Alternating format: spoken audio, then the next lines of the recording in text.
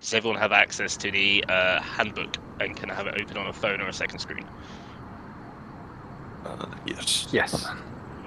Can do that.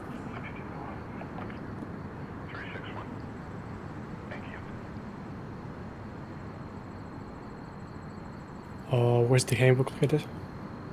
So it is, if you go into the onboarding packet in a server, it'll have a link to the PDF of the handbook.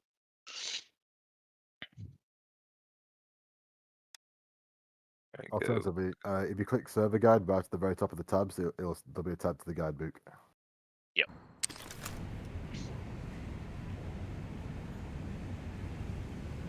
Officer Barnes, Also, I report to glanced staff over it earlier, training. but whoever just Officer said it earlier, Barnes, thanks staff for training. congratulations on the promotion. Means a lot. Both a Viking and a Gordius.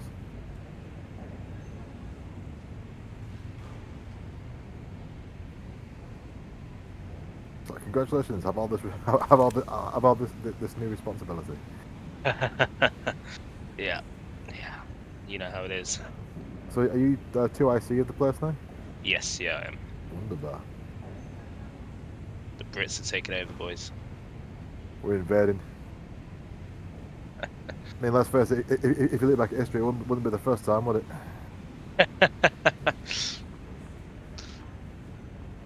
Who is Solvig? Solvig? It's me. Okay, So- great. Awesome. Just as a just as a note, guys, just to help avoid confusion, we are implementing the rule that your Discord nickname needs to match your Steam name as close as possible. We've got a few people that run different different names, and sometimes it can get confusing on who's who. Oh,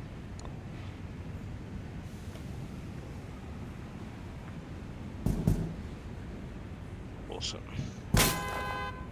oh my god. I hate having country hick internet. Take your time, mate. Take your time. We're here. I can hear the banjos already. I gotta take a damn canoe to work. Oh. Gotta avoid hillbillies trying to kill me. Like, that man has different face than we do. Kill him. All I can hear. Like, I'm sorry, I'm not inbred. All I can hear is the banjo and guitar duel from Deliverance now. Officer Phillips, call 4724. Officer Phillips, 4724. What a terrifying movie.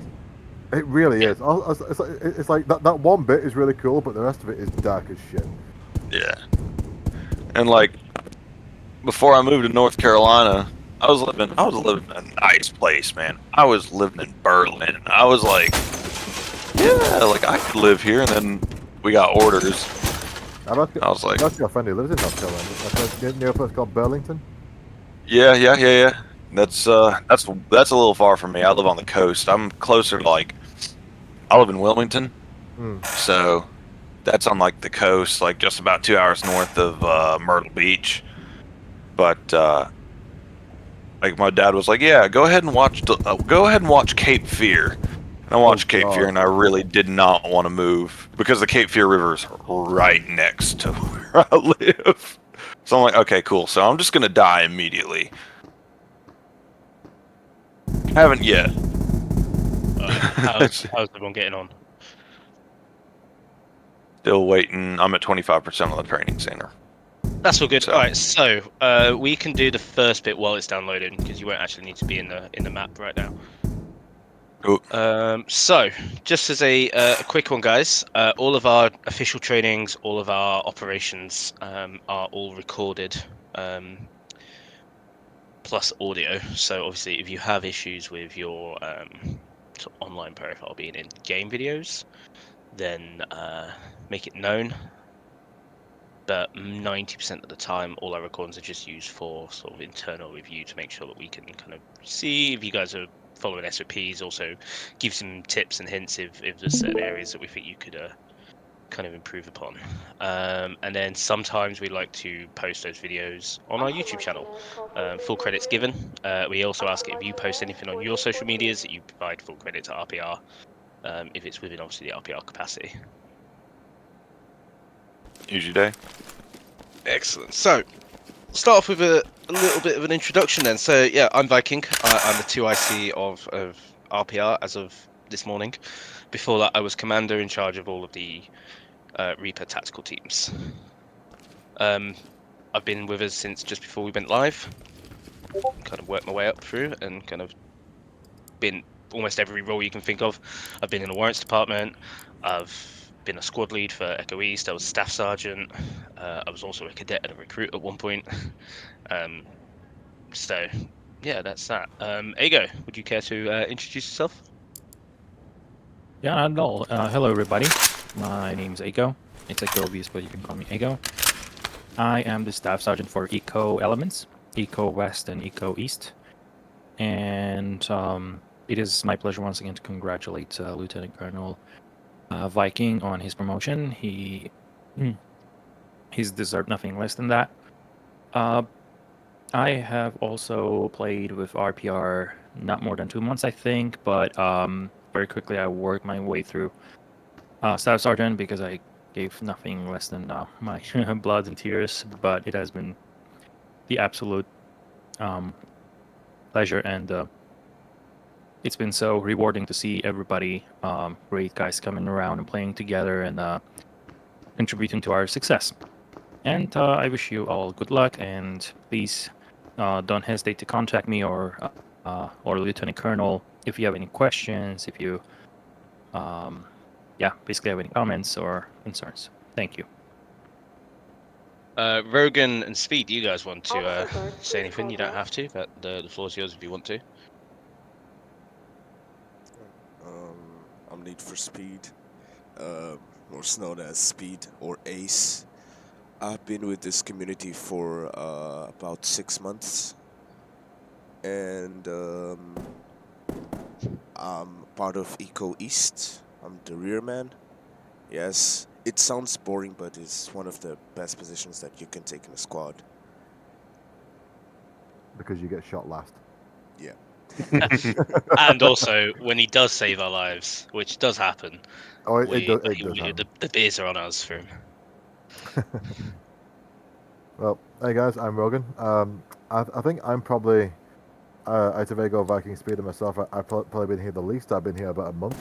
Funny thing about it, just in case anybody here has any similar initial concerns that I did. Normally in the past, I've tended to stay away from communities like this, normally because of either it being taken too seriously, egos developing because of ranks and this, that, and the other.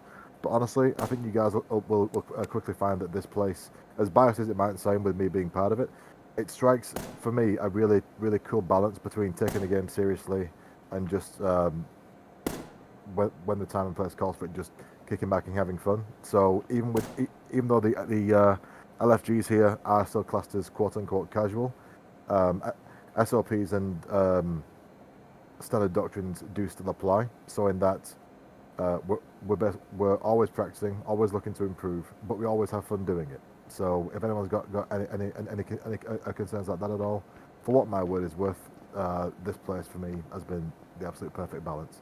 So just want to wish you all the best in your boot camp. I'm sure you'll do fantastic and just have fun. Thank you very much, Rogan. Yeah, just on a side note to that, guys, in terms of Sergeant like Lewis, please egos call and back. ranks and stuff. Sergeant Lewis, The please ranks call here back. kind of dictate what your responsibilities are within the community, not so much who gets the boss people around or anything like that. I don't expect you all to call me Lieutenant Colonel every time you address me. Viking's perfectly fine. It kind of just gives you a signpost as to who manages what to help drive the community forward.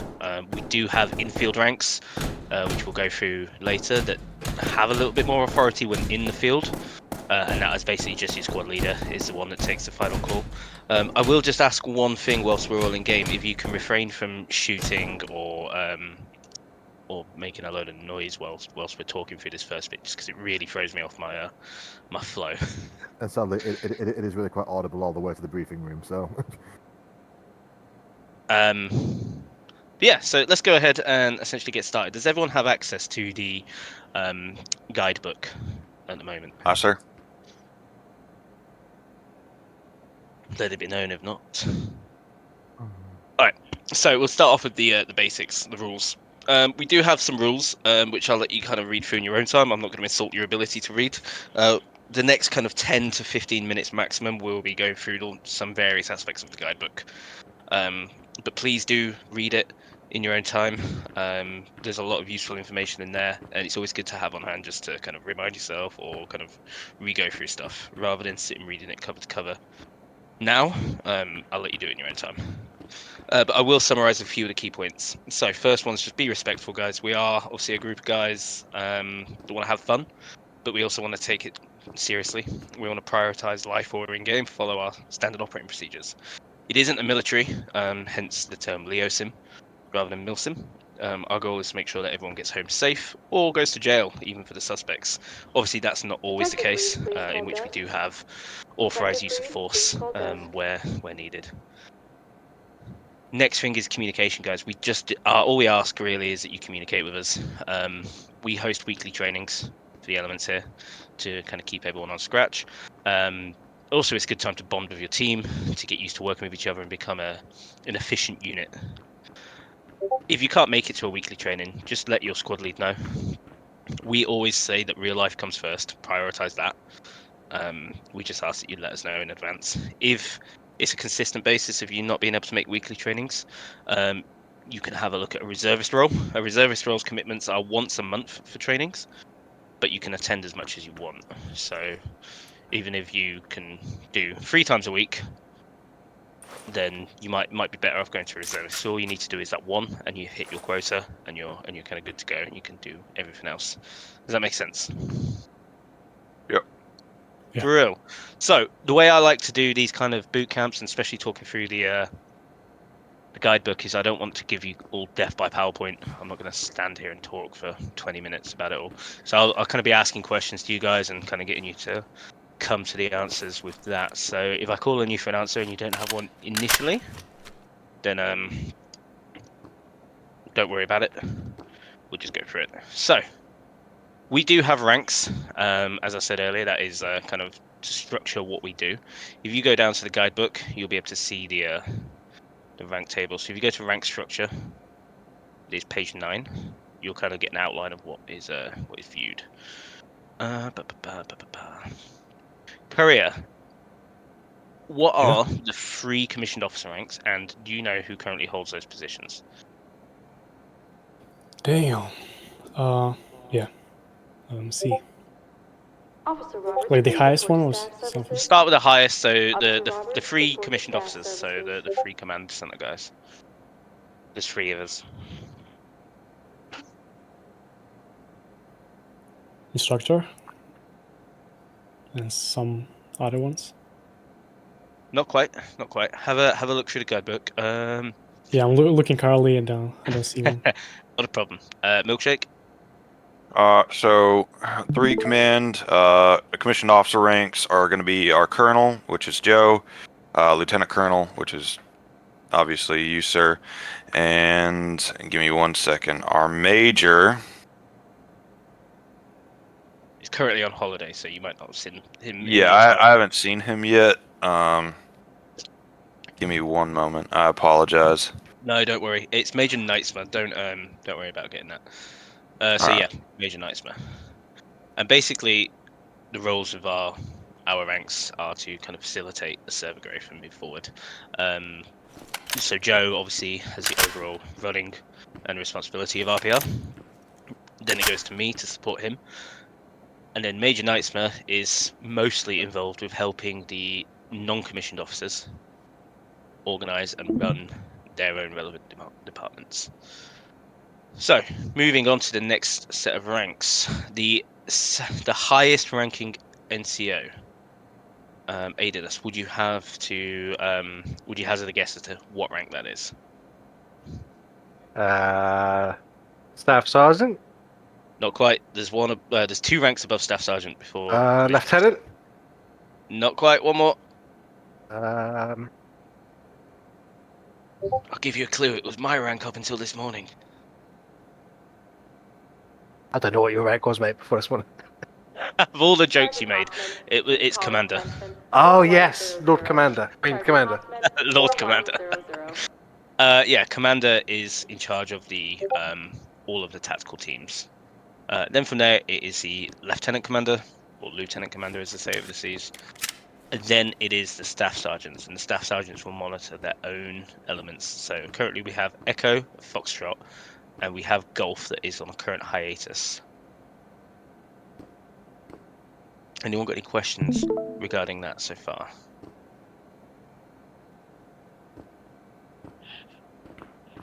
I'll take that as a resounding no. So, in terms of promotions, outside of the NCOs, we do also have other departments and other kind of ranks and responsibilities that are on there, such as the training center and the warrants division.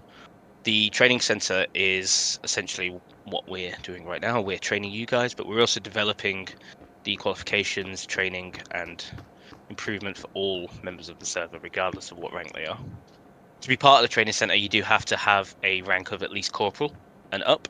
And then once you attain those ranks of corporal and up, it is expected that you do fulfill training center duties. In terms of in the field, the ranking structure as follows. Your sergeant is your squad leader, and your corporal is your squad 2IC. And then outside of the ranks and responsibilities, we do have other levels of progression as well. So you might notice that Speed has Operator 2 in his name, and Rogan has T Operator. Anyone want to hazard a guess as to what they mean?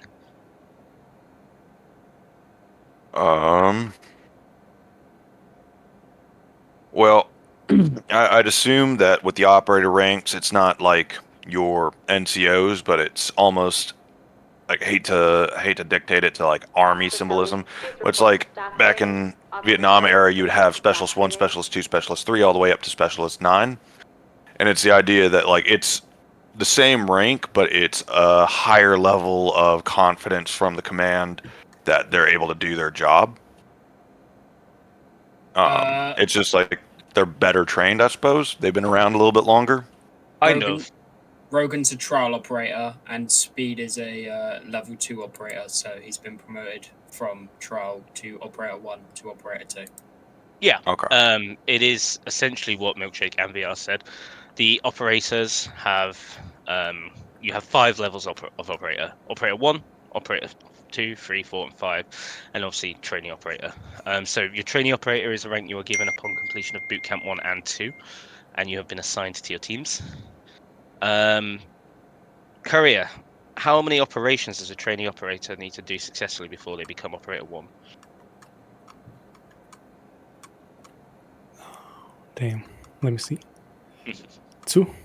Yeah, exactly that, 2. And they are successful operations in that the warrants, your LFGs don't count for that, so it's just the warrants, which we'll talk more about in a bit. Upon completion of those 2, you'll be assigned operator 1. As long as you are still alive at the end and your team has managed to complete the objectives, it will count as a success. If you die during the operation, it does not count as a success for you because you didn't make it home. Viking, if I may. Yep. It's actually a sort of partial clarification on my part, but do EMs also count towards your progression as well? Or Yes, they do. Yes, they do. Cool. So EMs are emergency dispatches. So, tell you what, we'll go on to that in a moment, and I'll let you explain that, Rogan. But basically, operator 1 is your standard operator. Operator 2 is 5 successful completions of operations. 3 is 10. 4 is 15. 5 is 20. So operator upwards basically shows how many operations you've done, how experienced you are in the field. So on operator 3, you can kind of be quite confident that they know what they're doing. They've been around the block. For example, operator 5 are kind of the best of the best in terms of operators. You do not have to take up responsibilities if you do not want to. The ranks are there to kind of allow people that want to or feel like they can do take on responsibilities. If you just want to play the game and run in the stack, then the operator ranks are the ones for you. Does that make sense? Cool. All right. So very quickly, then we'll talk briefly about what our warrants division is. Rogan, do you want to take the lead on that and explain it as a member of the warrants team? I can do. It's okay with yourself. So essentially, Absolutely. is simplest way I can describe it is: anybody here familiar with tabletop role-playing games like D&D and the like, Dungeons and Dragons and that sort of thing? A little bit. A little bit. Okay, so essentially, what the Warrants Division does is we create story content for you guys to play through. So, as opposed to just going through the maps as presented by the game, what the Warrants does is we'll add certain modifiers and roleplay reasons for you guys actually being there. So what will happen is whoever's running the talk for you, which is the commander on the other side of the radio, they'll be watching from on high with the spectator camera, just watching you guys going through the mission. And during that mission, they might throw curveballs your way, which could either increase or decrease the difficulty of the mission, give you more context as to why you're there, give you extra objectives to complete whilst you're on site. We're basically there to create story content for you guys to complete more. Now, the big difference between emergency dispatches and warrant. Emergency dispatches respond. Sees, for example, a bunch of people playing together in LFG, and we think, okay, let's get them all together to give them an actual official operation. We'll put out a emergency dispatch whereby you'll be given a brief as to what's going on, what you have to do. You'll assign roles between yourselves, and off you go. The warrants are specifically claimed by the sergeants of a particular element. So what that means is, if you're on a warrant, that warrant will be just with your element, whichever element you're assigned to, as opposed to the more hodgepodge, if you like, stack that you might get as a emergency dispatch. Did I explain that okay? Everyone clear on that? Yeah, that made sense to me. Does that make sense to everyone else regarding the warrants? Sometimes there's been a bit of confusion as to what warrant actually does. Oh, I'm tracking. Excellent. So, just as a caveat, you can be part of both the operational team and the warrants team. There's no exclusivity. The only caveat to that is that if you are a warrants detective, you cannot take part in the tactical side of a warrant that you have helped develop or ran. Does that make sense? Yep. Yeah. Awesome. So, as Rogan is with his element, he wouldn't be running warrants for his element. He'd be in the stack, and one of the other detectives would be doing that. Awesome. Okay, so we're going to go over the stack order and some general SOPs. So we'll go over stack order and their equipment first. Let's see. VR, who is number one in the stack, and what do they roughly do you think? It's called the Pointman, and the Pointman is the usually the SL or the ASL. They are tasked with taking the lead, and also they make most of the decisions in a fly situation and vice versa. They give the call outs to clearing rooms, moving through buildings, vice versa. Almost, not quite. So the point man is not the squad leader, but they do have a certain level of autonomy that they can override. They are the first person in the room 90% of the time, and they carry a shield. And if the squad lead asks them to clear a room in a certain way, and then upon opening the door, it's a different layout or something's changed, being the point man, being the first person in the room, you can kind of pass that information back and kind of take it through. Generally, the point man is usually one of the best gunfighters in the team because they are at the most risk. First person in the door, first person like to get shot. Milkshake, who is number 2 in the stack, and what do they do? Generally speaking, your second in the stack is going to be your squad lead.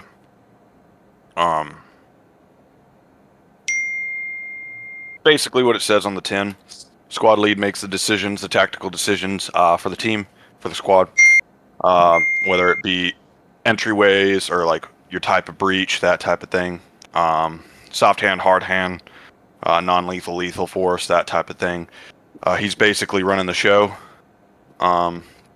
making sure that everything goes correctly into the way, and everyone abides by SOPs, ROEs, everything that is contingent on the mission being complete correctly and everyone trying to get home safe. Yeah, excellent. Couldn't have put it better. AD, what is number 3? Are they on the team making duties? I don't know. Okay, so, Maria, do you know who number 3 is? It's the tactical unit. Yeah. He follows the general advising of the squad leader, and he does all the tactical equipment, maybe the grenades, flashbangs, launchers, all this stuff. Yeah. The role of the tactical is to kind of make everyone's life a bit easier. They're the guys that go heavy on carrying flashbangs. Who was that went downstairs and shot Civi? Not me. I just got here. Oops. Who was that? It was me. I'm sorry. Sorry, I'm not looking at Discord. Can you see your name? Yes, Aiden. Okay, so very quickly, I'll go off stack rolls. Consider this guy's your only warning for sort of killing civilians in any aspect of RPR, including LFGs or in a mission, in briefing rooms and stuff like that. It is just one of the hard rules that we don't abide by. Our motto in Ascento Protectores, we're there to protect life, not to end it. Any further infractions of that can result in disciplinaries, including removal from the server. It's just a hard no for us. Understood. Roger that. Excellent, thank you. So, Chief Alvarez, please call 4242. yeah, number 3 Chief Alvarez, basically carries all the tactical 4342. equipment. Anyone want to hazard a guess as who number 4 is? Breacher. Yeah, Breacher. What would a Breacher be doing? Breaching doors. And it's totally everything. Yeah, very, very succinct description. But yeah, the Breacher is the guy that carries the C2s, the battering rams, the breaching shotguns. And they're the guy that is going to be put indoors. Okay. Viking, may I? Yes. Just one more thing to add to the breacher. The breacher is also in charge of dealing with explosives, so traps, bombs, anything like that. They are your EOD expert in the stack as well as breaching through the doors. Yeah, exactly that. Okay, nearly there. Number 5. Who's number 5 in the stack? Is that the cleaner? Yeah. What are the roles and responsibilities of the cleaner? So, effectively, they're effectively what our trailers would be. They enter the room 5th. After the room is secure, it's considered safe. No more active threats. They effectively go around and core up.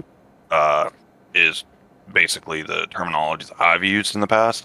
They go around and pick up firearms, they gather evidence, just basically ensure that no information is left behind. I think they're also Mirror Wand, if I remember correctly. So they're also a backup squad leader, or ATL, or ASL. That's really kind of the gist of it. There's a lot more to it, obviously, but that's just the overarching information about it. Yeah, that's it. And at Bootcamp 1, guys, and Bootcamp 2, we're not kind of looking for your complete and ultimate knowledge of what every single member of the stack does. This is just your official and initial onboarding, so don't worry too much about this. You will pick it up as you go. As said, the cleaner is also the backup squad lead, so that is held by the corporal in the stack. And that will come into play if the squad lead goes down during a mission. They'll take on responsibilities of the squad lead. Or if the team splits, if you're going through 2 different thresholds or holding different areas and the team split, your corporal will take the back half and run those. And lastly, Speed, do you want to talk about Rearman? Oh, I'd love to. So the rearman is the sixth member 5/5 in the stack. He is in charge of covering the rear, primarily, and he helps the cleaner clean the with his cleaning duties if the room is clear and we have someone holding security. Primarily, what you're going to do on this role is you're going to look for work and relieve other teammates that need to be in the front of the stack. For example, if you have point man holding security on something, you would relieve him of his duty and cover the angle that he currently has, if not the point of entry or the current point of entry. You're in charge of dropping. Sorry, you're in charge of dropping cam lights if the room is considered clear, Officer Mendez, please call or switchboard. if the cleaner Officer forgets to Mendez, do it. please call switchboard. And you stack on the hinge side if you're if you're 5, and if you're 6, you stack on the knob side, basically. Yeah. Speaking of stacking on sides of the door, we tend to do it as odds and evens, so 1, 3, 5 and 2, 4, 6. What side of the door does odds stack on, Courier? Right one. Right side. On the right side. Is that universal? Is it always the right? No. No. It's like what I say. If one side does not like protect on the officers operators, you should take the other one. If both sides like, and if situations like in some situations you need to like go from every side, like for right and left one into the build like room, you need to like split the stack. Yeah. In a nutshell, when we are doing a standard stack or a split stack as we call it, the odds will always go on the hinge side of the door, and evens will go on the knob side of the door. That is the side with the handle on it. Yeah. And then we do have single stacks as well, where everybody's on one side. That facilitates different types of entry methods that we do, and it also facilitates what cover we have.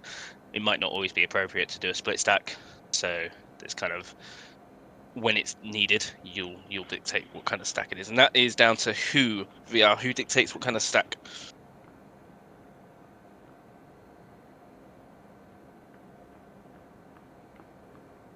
Okay, Milkshake, do you want to take that? Sure. So,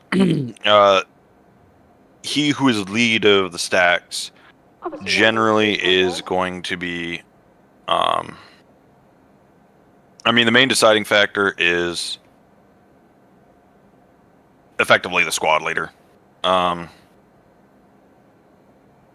They are the one who determines not only like the area of responsibilities, but like how one should stack on a certain door, the area non-depending. Like obviously some doors don't allow you to do a split stack, but effectively it's up to the squad leader's discretion on how dynamic that stack up is going to look.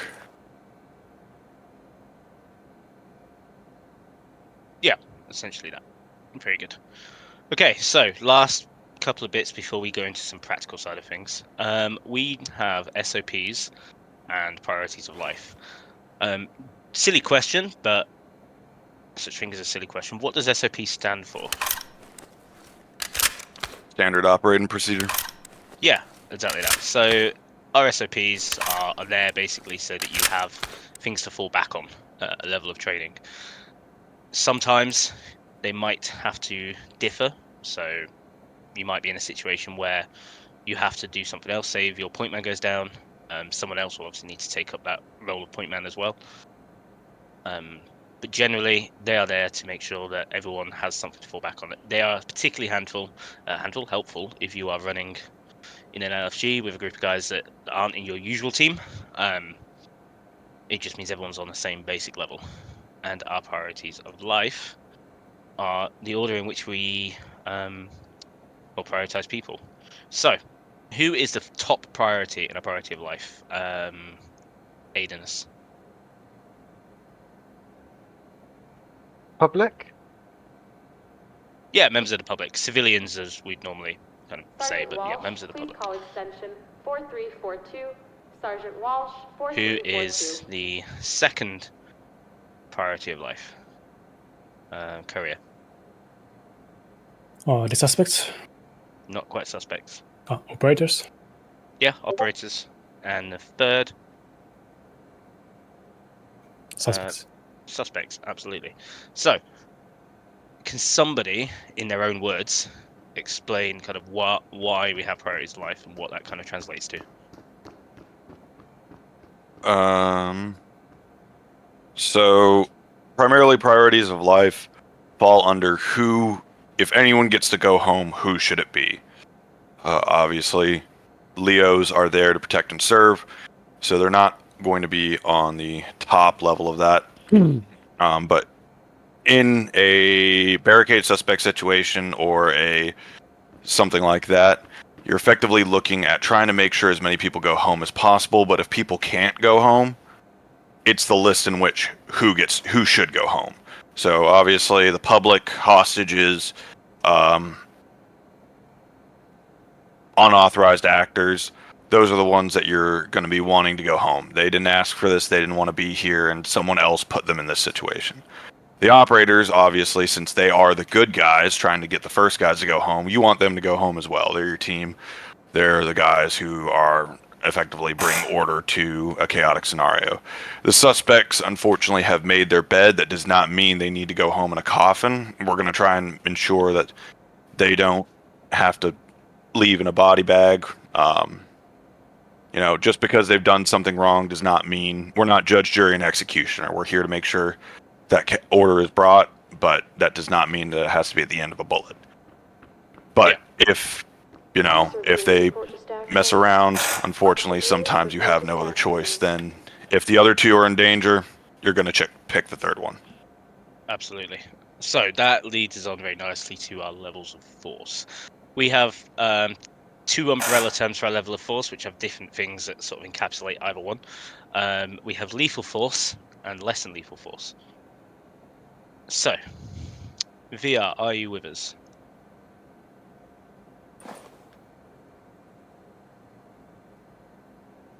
I'm going to take that as a no. Alright, so, Aidanus, could you please describe less than lethal force for me? Taser, pepper spray, punch, baton strike. Yep. We also... And I think that's not going to necessarily kill the object of what you're focusing on. Absolutely. Where possible, less than lethal force should be used at all times. That is, just to remind you, where possible. Obviously, a lot of the time that is not the case in something that we can do, but that is going to be top of our list to attempt, and that is always going to be our first level of de-escalation.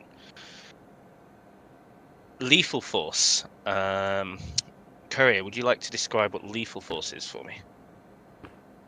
Lethal force is everything that endangers the suspect or the civilians or other people, endangers their health and possibly life.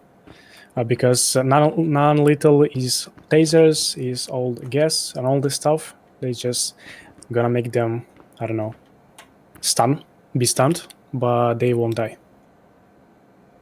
Or, well, they Sergeant shouldn't Hoffman, die. please It call is possible switchboard. to kill people Sergeant with less than Hoffman, lethal. Please call switchboard. It's possible, It is- yeah. It is something that you always want to be aware of. Okay, so let's say Milkshake. Could you give me some scenarios in which lethal force is not authorized? So obviously against our first priority life, hostages, sometimes they're obviously not armed, they're just scared. Sometimes they do freak out a little bit. That's obviously a situation where you do not want to use lethal force. Sometimes yelling is enough to get them to cooperate. Sometimes you need to deploy a taser. Another example would be break down a door, you make entry.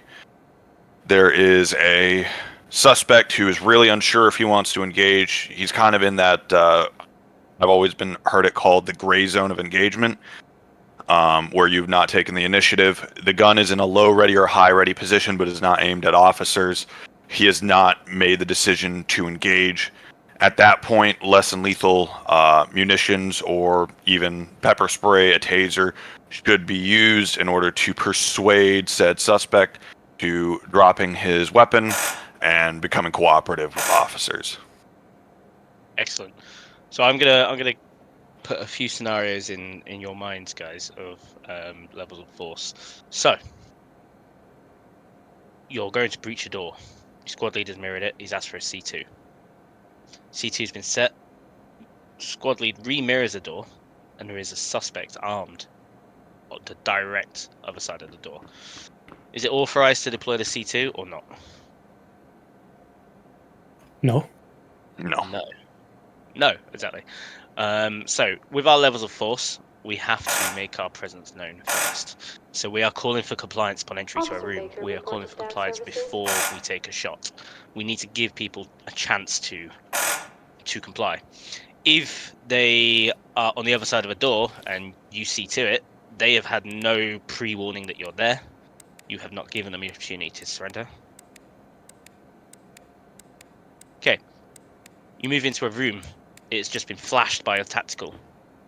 There is a suspect affected by the flash holding a weapon. Lethal force on there? Negative. Negative. Why?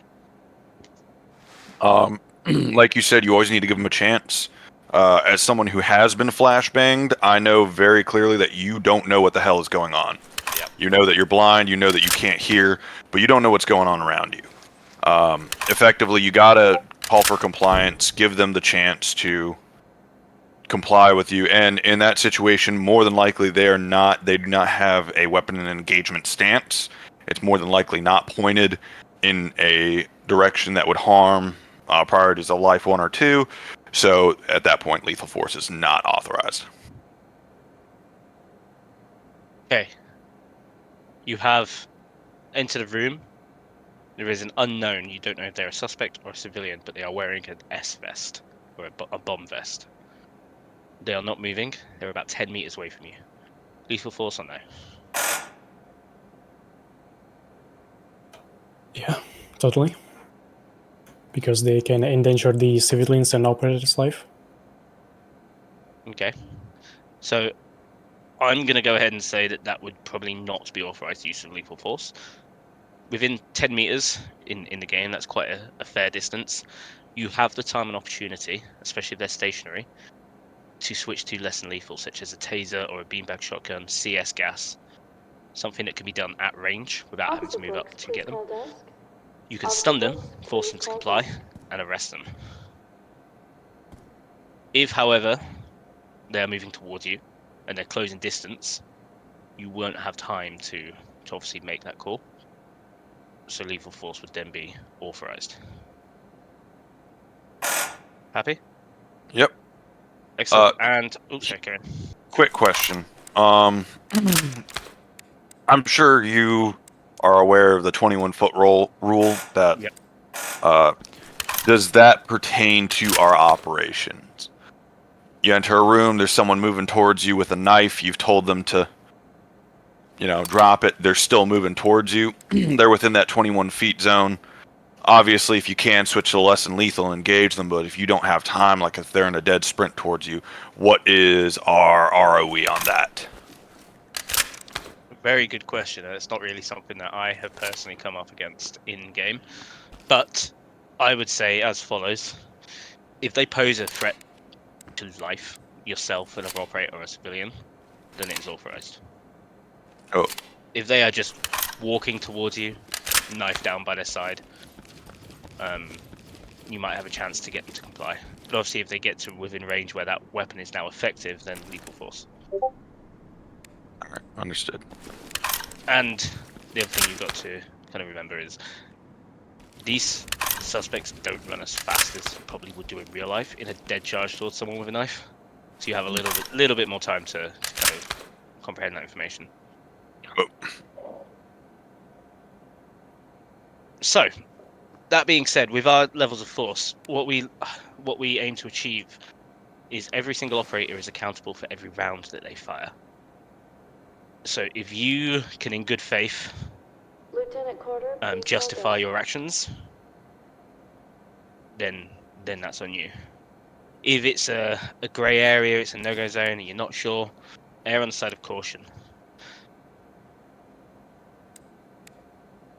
Make sense? Understood. Brill. So that is pretty much everything that we are going to go through in terms of the theory side of stuff. We are going to deploy into a map in a moment. What I would like to do is just, if you guys want to take a quick 5-minute bio break, run to the bathroom, grab a drink, or grab a cigarette if you smoke or anything like that, feel free. Can everyone see on the map ready up training center, or is it a blank map? Or is it a blank thing? No, I got it. Blank for Yeah, I got me. it too. Who's that? Is that AD? Yeah. Okay, so AD, did you install the manual version of the map from Mod.io? Yeah. Okay, did you drop it in your pack file? Yeah, the 5th link, and I went in game as well. Did you unzip it? Yeah, I should have. Okay. Me. I can redo it. I've still got the files. Yeah, can you take a screenshot of your pack folder for me? Yeah. It might be worth just going into Mod.io in the menu and deleting it from there and just adding it manually back into the pack files, because I think you downloaded it on Mod.io first, didn't you, or subscribed to it?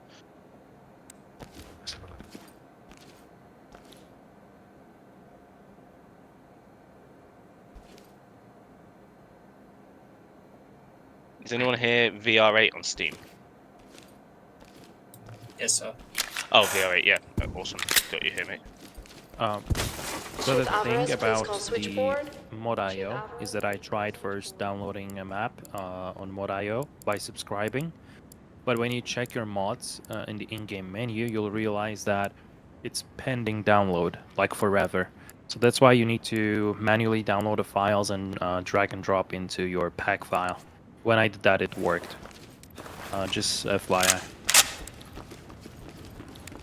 Right.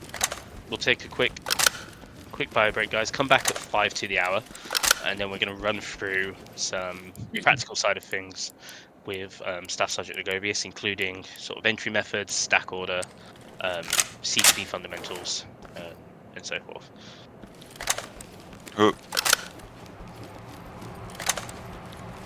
If we can't get this training center map to work, we will do it on a vanilla map, just for posterity. But yeah, be back in 6 minutes.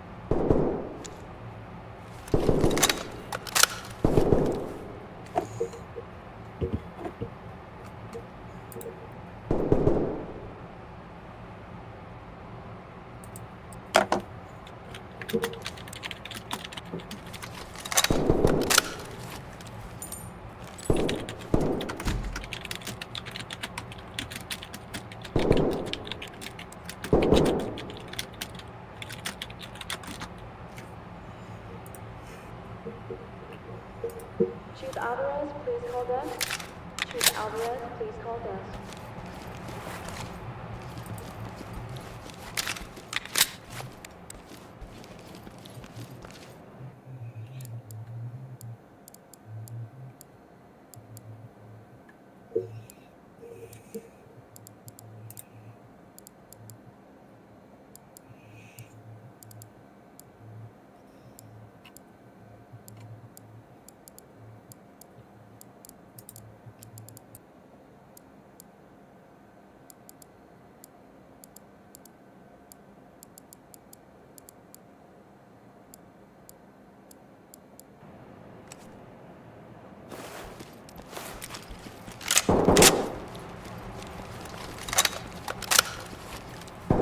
Slowly, get down on the ground!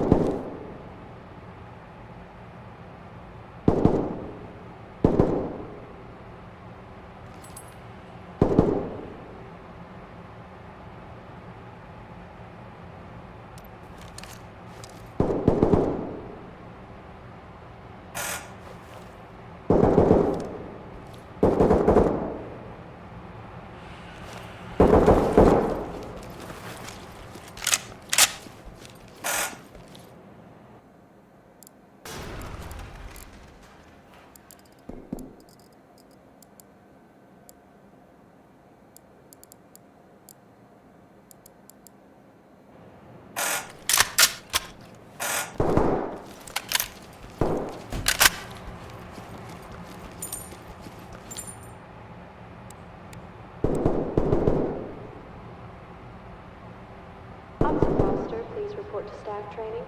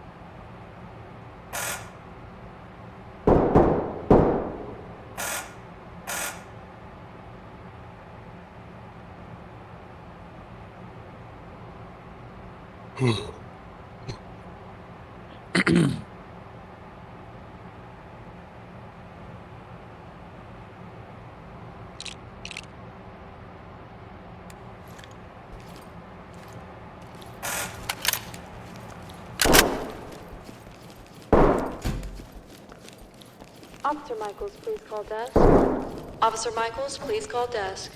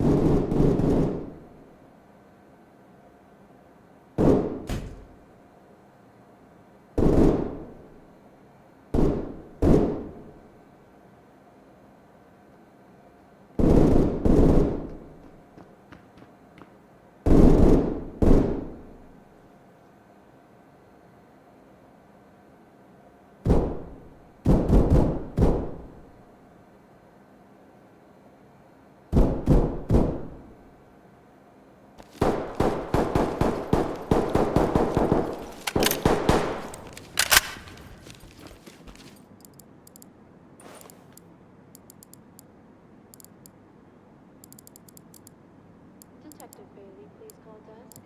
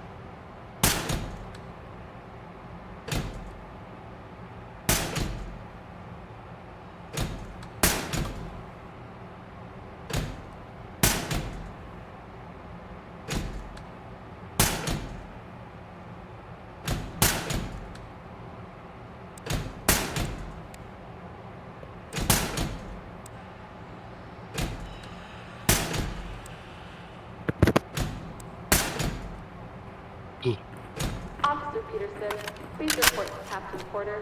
Officer Peterson, report to Captain Porter.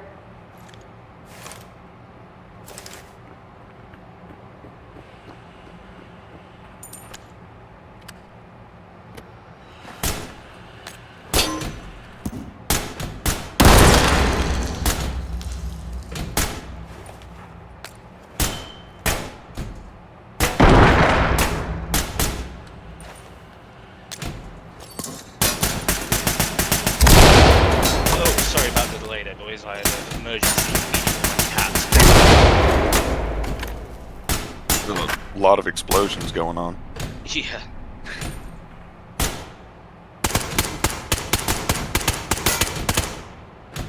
Has everyone managed to get the mods sorted? Yeah. Excellent. Just wait for them to be back.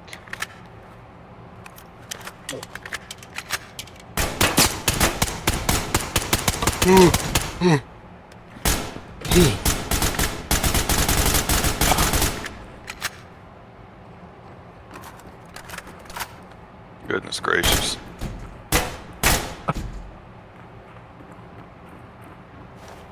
Alrighty. Courier, you here? We are.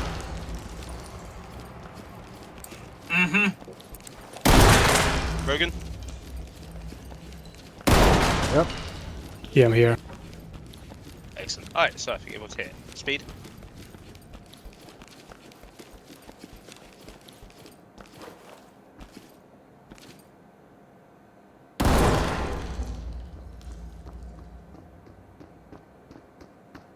Alright, well, just to go through very quickly what we're going to be doing. Like I said, we're going to be going in the shoot house. Agovius will be squad leading this and going through some things with you guys. Ego, could you get the guys in a stack order? Let the recruits take some stacks and then put Ace as rear man for now. Yep. Sure. So, who wants to be the point man?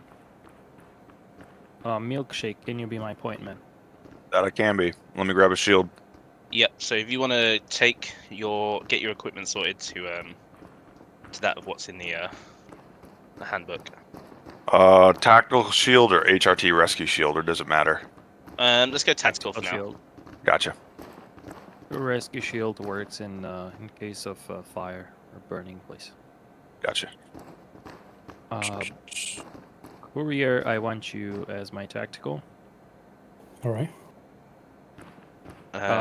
Yep. Yeah. Can you also throw on some black tactical gear for me, please? Also rolling with the Hawaiian shirt.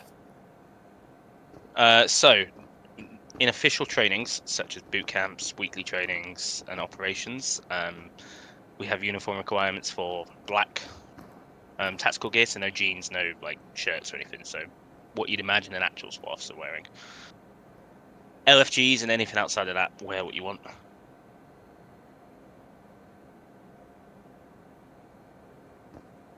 It's all in the aim of immersion, especially if we record this and post it in places and stuff like that.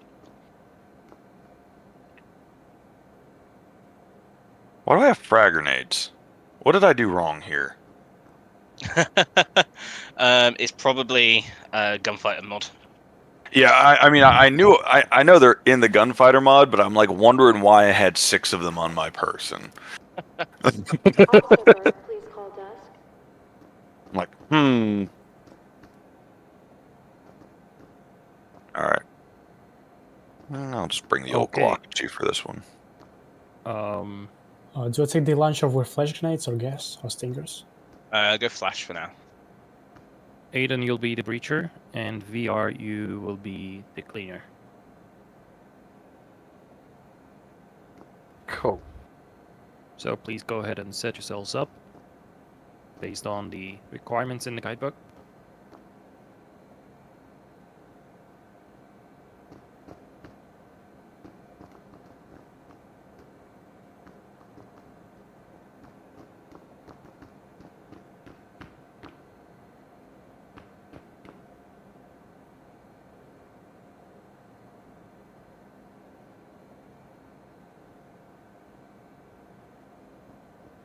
Almost set. Okay.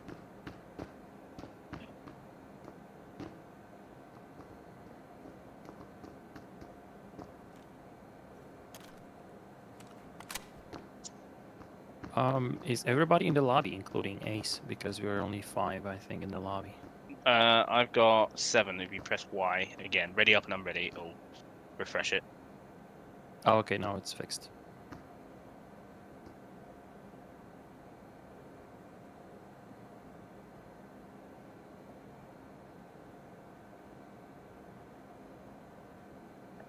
So we're just waiting on V8 to join the lobby. Or VR. Yeah, I think it's VR. I've sent you an invite, VR. Officer Mendez, Hello? please call switchboard. Officer Mendez, please call switchboard. Alright, speed is set.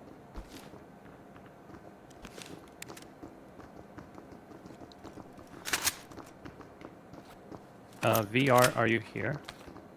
We'll give him 1 minute, but he has been unresponsive for quite a fair bit of this boot camp. Confirmed.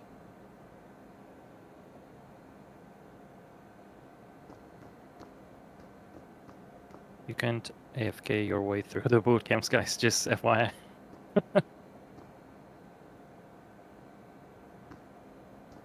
Depends. Are you in the Air Force or in the Army?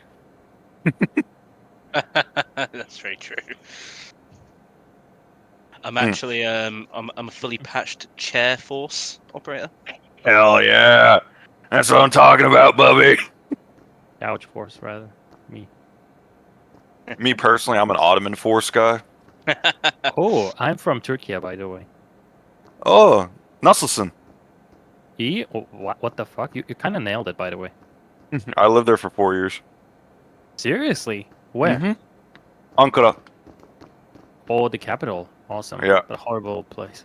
Oh, it's a terrible place, but I loved it. It was fun in its own way.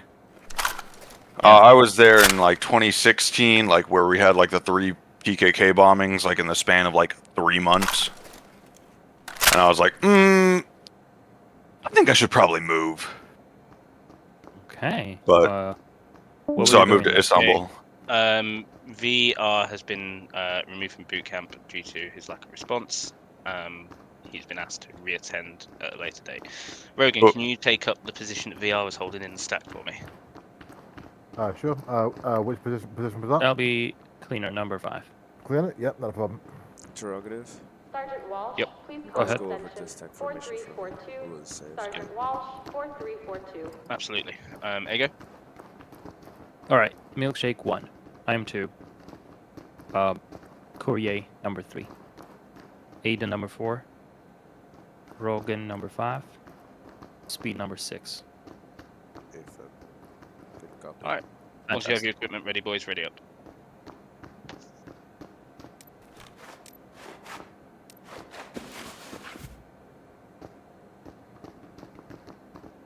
I'm with you. I'm right with you. Gotta limber up.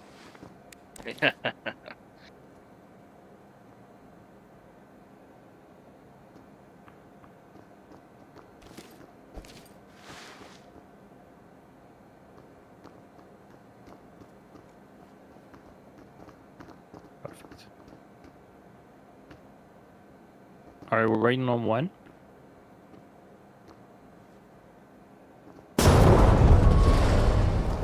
What the hell? Explosion. Okay, who is that? Sounds like a breaching charge. I'm going to go ahead and say it was Aiden's. Just testing my equipment. Oh, gotcha. It's working, brother.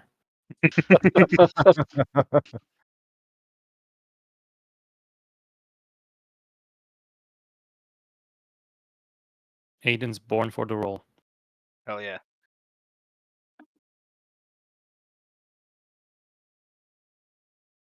Do we get to go to the staff room after training? Asking for a friend. All right, boys. Once you're in, we're gonna do a thing that we like to do at the start of each thing. So whenever we go into a mission on LFG, we like to do a ready up and a compass check. So you do it down in a stack order. So number 1, we'll crouch, and then go into the options, gameplay options, and disable, and then re-enable compass, so it actually shows up in the bottom of the screen. Once you've done that, 1 would go 1 set, 2 would then One follow, set. and then 3, and then 4, and then 5. So it goes down the stack order. Gotcha. Actually, go Wha- ahead again. 1 set. 2 set. 3 set. 4 not set. Can't find the option. Press escape, and Uh, then options, and then on the Options, first show page, compass. it's just on that little checklist down below. So Ah, right. I see it. Yeah, cool. Yeah. 4 set. 5 set. Perfect. 6 set, all set. excellent. All right, so follow me, boys, down through here.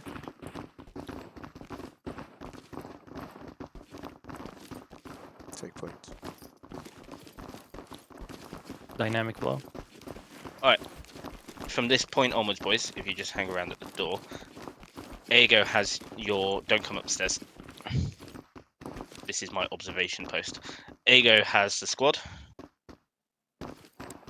Yep. He's going Okay. to organize you and so forth. Fantastic. Thank you very much, Lieutenant Colonel. All right, gentlemen, welcome to our training field boot camp. You can also treat it as CQB fundamentals, which we actually do in the form of a workshop, but please treat it also as a kind of tactical / CQB training for you. So we're gonna start at A1. So we're gonna normal stack here. So let's stack up on this door. What we're gonna do is that I'm just gonna test your natural sense of CQB. We are going to enter the room and basically dominate the space. Okay. Aiden, unless we call for breach, do not have your RAM up. Always have your primary lethal up. Great. So I just want to test your kind of sense of combat and your positioning. So feel free to do whatever you want once we get into that room and basically dominate this space. Once you get in there and take your position, just wait there. Just don't do anything. Don't move around. Just hold there. Hold. Right. Care tactical Holding. stack proper. Yep. So, okay. Are we in the correct positions right now? No. Okay. We have to have point man near the door handle. No, Okay, point man. No, Point man point is on man's contact. hinges. Point man's hinge. Oh yeah. Only me and the point man are in the correct positions right now. Tactical go in front of me. In front of Rogan. There we go. Okay, so what happens is that 1, 3, 5 stacks up together, and 2, 4, 6, basically odds and evens, right? Okay. Good. First, I'm gonna peek the door. Point man, what do you need to do right now? Obviously look inside the door, see if there's anyone in that dead corner directly to the right of the opening Sure. or directly Very good. interior. Anything else? Check for traps. Anything at the Fantastic. bottom. Fantastic. And this also will lead us to our comms. So basically, if you don't see any traps, don't say, I cannot see right now any traps visible. Just say green or no traps, right? Gotcha. Time is of the essence. Fantastic. So let's assuming point man called green for traps. Swinging 1, 2, 3. We are entering in our stack order.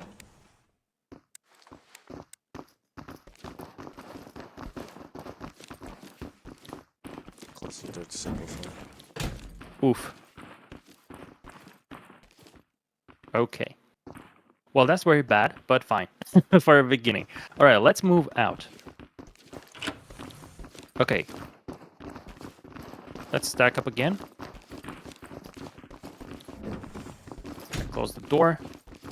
Just as a caveat, boys, for this time being, until call, if you see any targets, like paper targets or anything, don't shoot them for now. Yeah, Just this is not live fire. Please do not fire your weapons. Okay. So, boys, what's gonna happen is that we're gonna go through 3 types of entry styles, but before that, we're gonna get familiar with the principle of structure clearing. So, in general, when we clear a building or a structure, we need to adopt top-down or bottom-up clearing.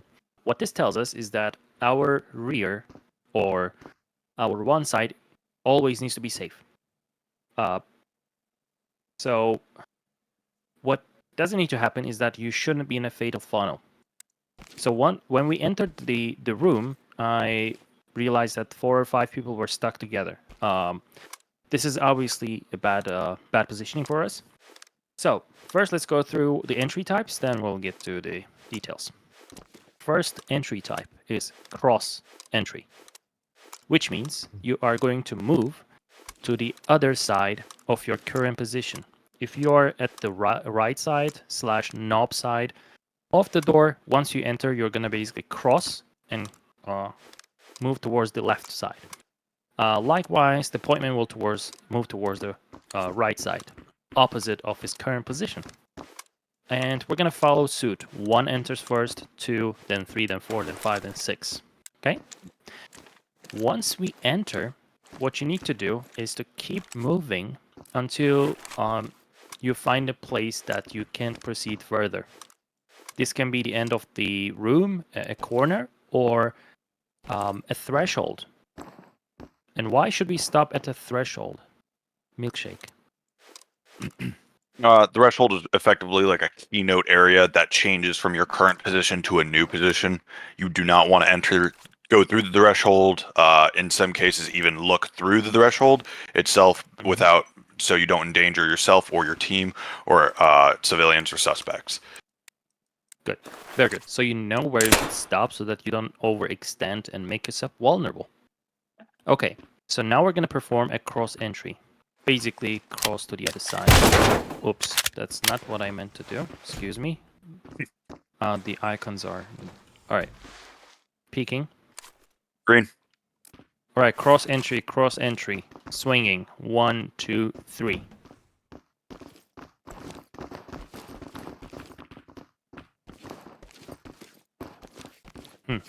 Soul, move up. Alright, little bit of a stumble there, but overall, alright. Okay, one thing I saw is that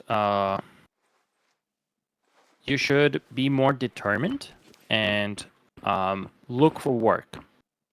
Does somebody know what AOR means? Can somebody tell me what AOR is?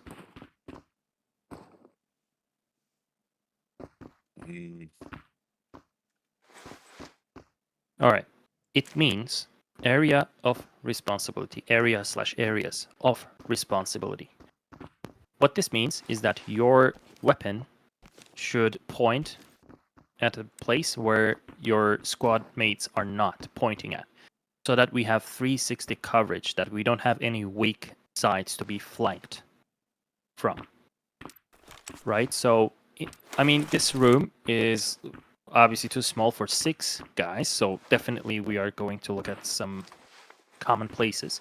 But what needs to happen is that you need to identify an area that no one else is covering, and then you need to hold that, right?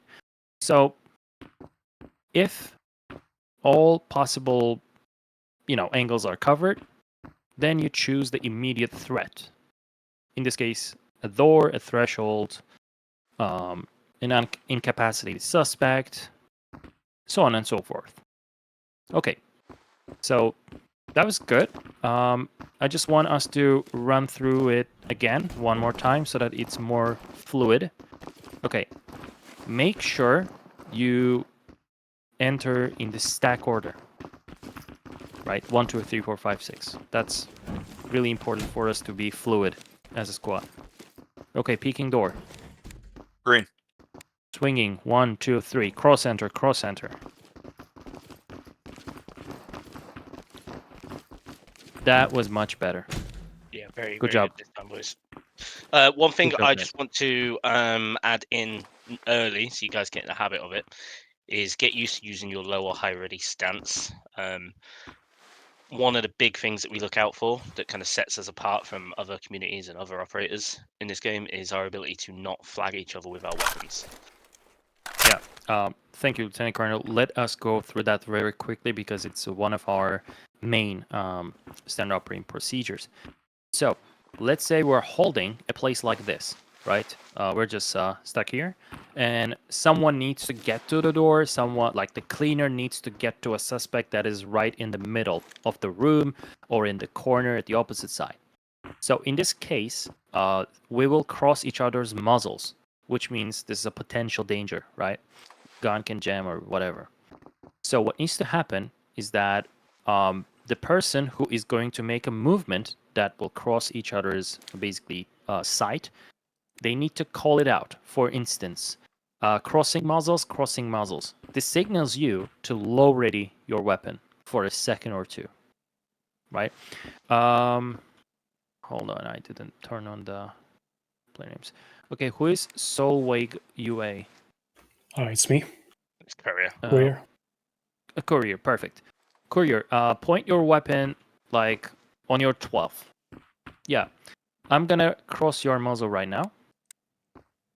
So we will see how this low ready thing works. Okay, moving into cover the corner. Crossing muzzles. Okay, once again, crossing muzzles. Great, fantastic.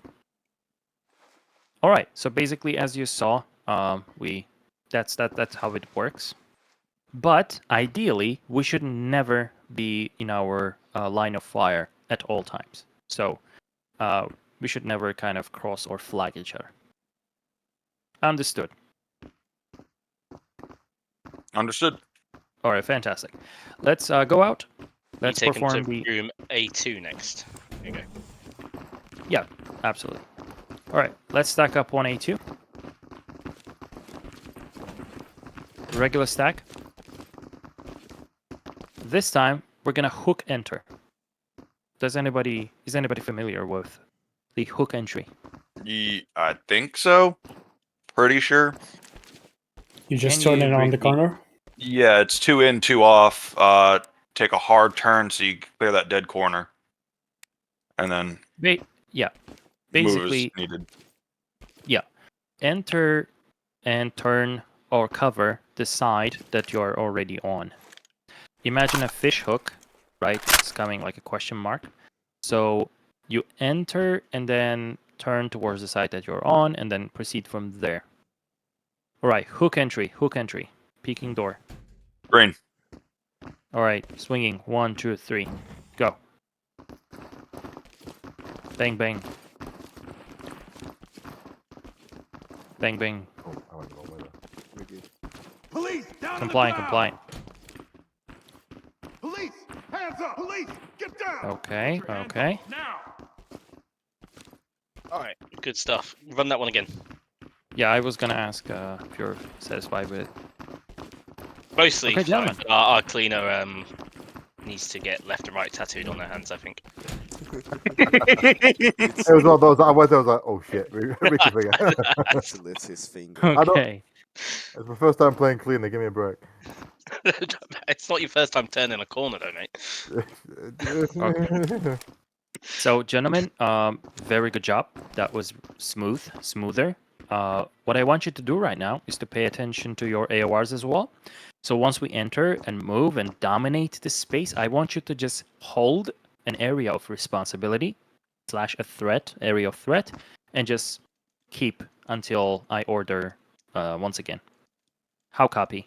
Good copy. Heard. Good copy. Perfect. All right, hook entry, peeking door. Green. Swinging, 1, 2, 3, swinging. Dead middle. Bang, bang. Close I'm door. back. Door's closed to simplify. Checking corner. So everyone just hold there. Hold what you're doing.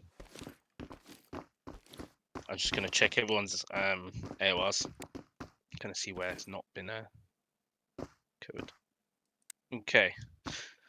So, mostly pretty good.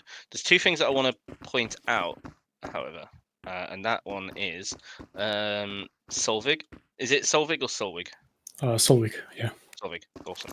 Solvig, if you just look to your left, there you go, that door that you came in through, you are currently in the fatal funnel. So that door opened, you're fucked. Granted, your number 6 is also watching that door, but from a much safer perspective.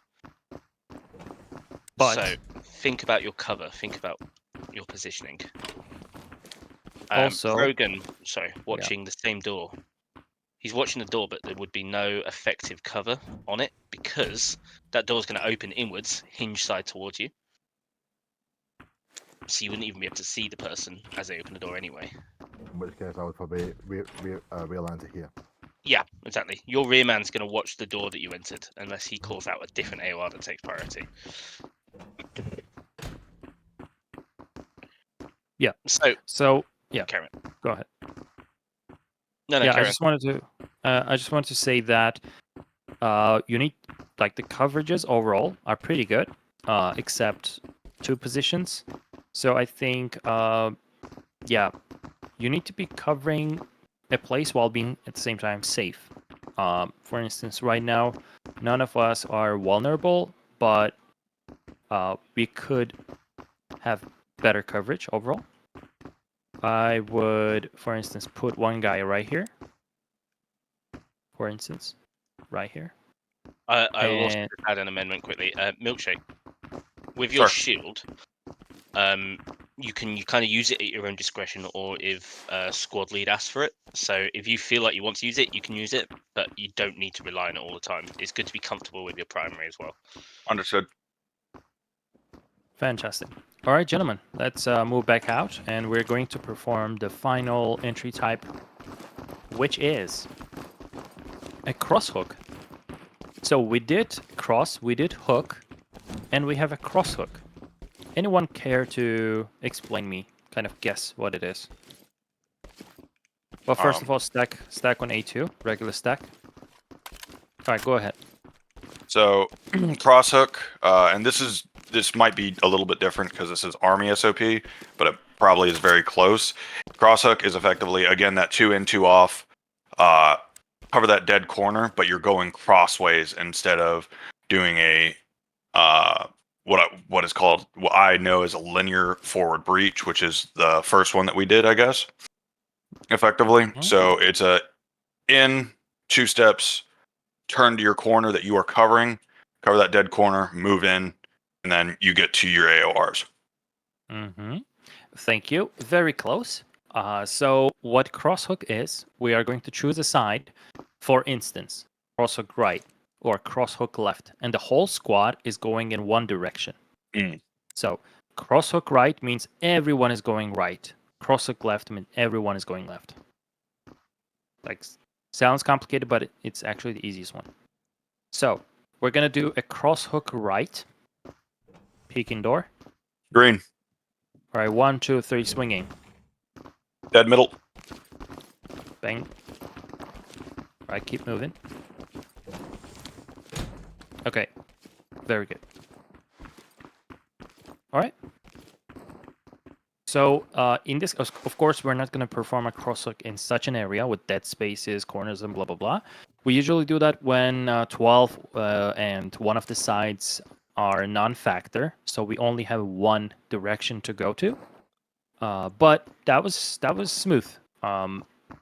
Milkshake, I would just recommend you to kind of keep moving in this case so that everyone has enough space to fit. I mean, that was just for a second, but overall, you did really well. The easiest thing I would say for you, Milkshake, is probably going to make the most sense is, especially in a crosshook, we're probably looking to strong wall. Hey, firm. Gotcha. Great. Fantastic. Okay. Can I ask that you guys run this room again, but I want you to do it with some tacticals, and I also want you to engage the paper targets. But you need to call for compliance before you shoot. But in this scenario, all these paper targets are non-compliant suspects. So once you call for compliance, they have raised their weapons at you. You are clear to shoot. Fantastic. Paper. All right, let's perform a crosser right entry. I want to tack towards the 3 o'clock. Prep attack. Tech prepped. Yeah. Did you pull the pin? No. Okay. You need to pull the pin, and then you should say tech prepped. Fantastic. All right, peeking. Green. All right, swinging 1, 2, 3. Okay. Dead hold. middle. Oh. Come back. So one thing about tax is that we need to be communicating about it. So you very successfully called out tack prepped, but what you need to do is that 1, 2, 3 tack in, or after swinging 1, 2, 3, you should say tack in. And if you are satisfied with the direction of the tack, you should say good tack. Because sometimes, especially in the game, like it sometimes bounces off of things and it goes in the direction that we don't want to. In this case, you should say bad tack, so the point man just stays back and we get another tack in. All right. Fantastic. Let's now run it once again. Swinging. Peeking. Green. All right. Tech prepped. Fantastic. Swinging 1, 2, 3. Tech in. Good tech.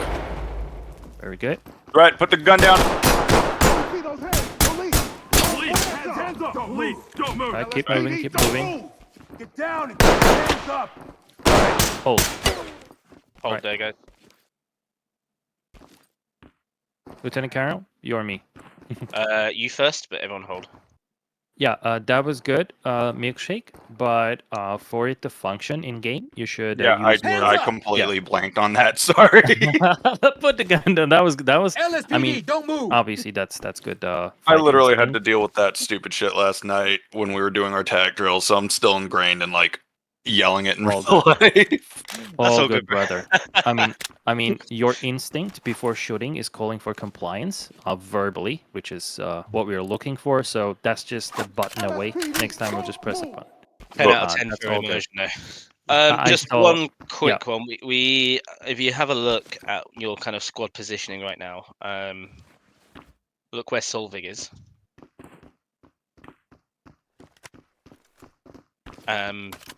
Solvig, you would have died in that scenario. That guy directly behind you on the other side of the door. Yeah, probably. Yeah, you'd have been toast. Also, And we did the and we cross-up cross right. hooked with no. Was on the cross to right? Damn. Didn't hear it. So yeah, that kind of no thing. That's what gets you guys killed in the field. If you're unclear on anything, just ask for clarification. It is better to spend the extra 30 seconds re-clarifying than it is to lose an operator in the field. Most of the time. Okay. Yeah. So the room to the 9 o'clock of your POE. I want you to mirror it and enter it as you see fit. Engage paper targets. Let's look for our points of domination. Fantastic. Please advise, can we use breaching ram? Battering ram, excuse me. Enter it as you see fit. Fantastic. All right, elements stack up on door 9 POV. Here, SQL has a breaching shotgun. He's a dum-dum. Okay. All right. I do not have a mirror, but I'll pretend I'll mirror for very. No, do it blind then. If you don't know what's on the other side. All right, fantastic. Excuse me, I switched to it. So, okay, the mirror is blocked. The mirror is blocked. So we're gonna hard breach this, and we are gonna get a tack in there. How copy? Good. Heard. All right. Breacher name, breacher lane. Damn them. Sorry. It's good. Happens. Misclick happens. It's fine. Okay, so what's gonna happen when we need to hard breach a place with such a C2, battering ram? We call breacher lane. What does that mean? Is that a highway? It's a place where the breacher stays. Exactly. So, because the breacher has a huge ram to get through the door, we need to create we we need to create a space for him, right? So when we say breach your lane, everybody basically takes like 2 steps back, basically creates a space for the breacher, and the breacher just moves in. I would hold there, Aidenus. Currently, you are stood directly on the other side of the door. Wait, I was gonna just let him Okay. breach it as he sees fit, and then basically move off of his. Yeah. Okay, I would rather teach the habits straight off the bat. So yeah, if you stand directly on the knob side, Aidenus,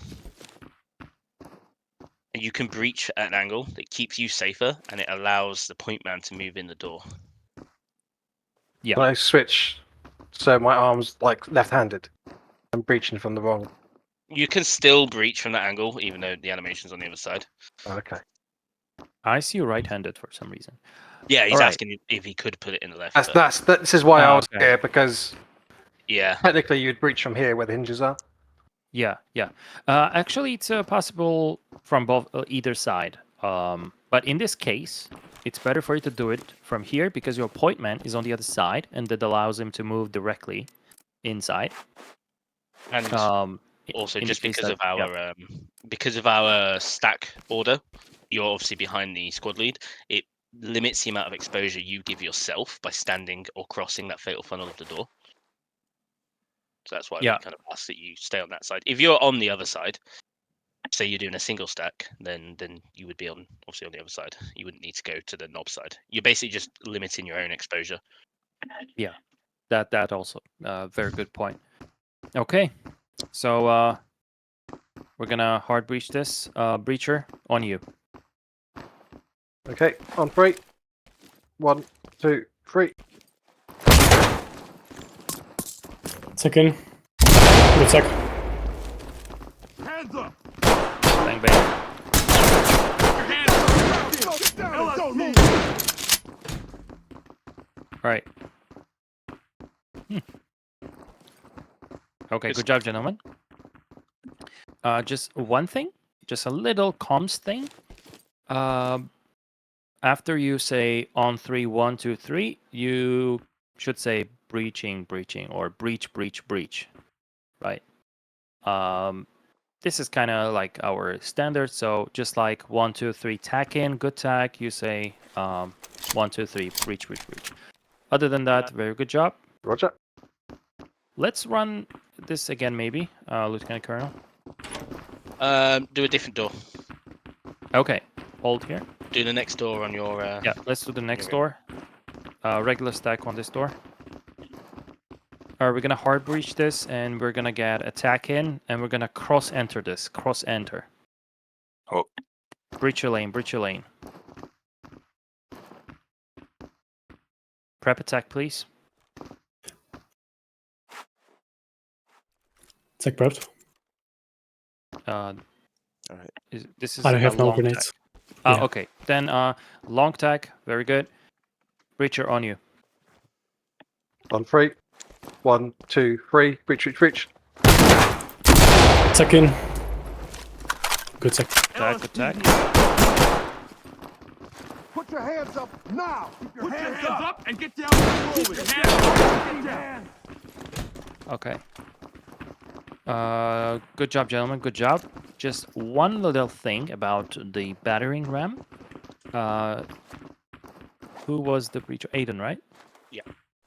All right. So Aiden, you can literally do it like from this angle. So if you breach like this for a millisecond, and trust me, this fucking AI is really sly with it. So you can literally do it from here. So you don't have to like go for a second in front of the door and then push back. So let's try it from like, yeah, from that angle. See? It works. Okay, cool. Yeah, let's also try it from the hinge side. Let's see if it works properly. Oh, yeah, see? Great. So in this case, you're perfectly safe. That's good to know. Okay. Fantastic. You head Lieutenant back out Colonel. the hallway, and then I would like you to breach into room Alpha 6. I would like you to use the explosive breach dynamic entry. Fantastic. Elements stack up on A6.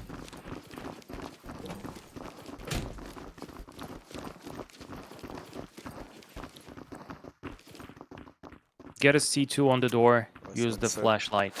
Long tack. Breach your lane, breach your lane.